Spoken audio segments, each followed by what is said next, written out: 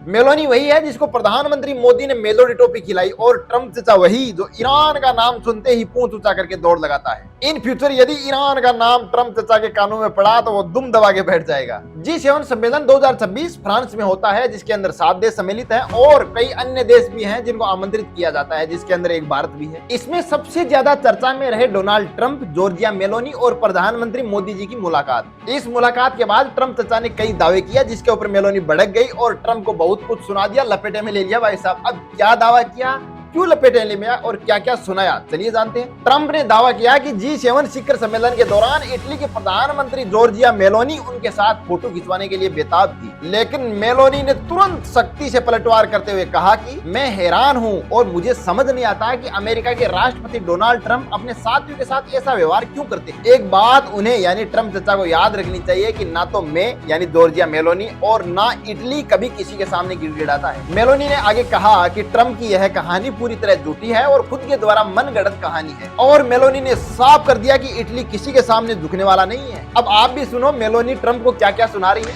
Dunque, certe cose meritano una risposta immediata. Le dichiarazioni di Donald Trump sono dichiarazioni totalmente inventate, sono francamente allibita, non so perché il Presidente degli Stati Uniti si comporti così con i propri alleati, non è del resto la prima volta che accade, posso solo dire che dispiace che non abbia la stessa determinazione con i nemici dell'Occidente, con i nemici degli Stati Uniti, con leadership con le quali invece si dimostra molto più accondiscendente, però una cosa se la deve ricordare, io e l'Italia non imploriamo mai.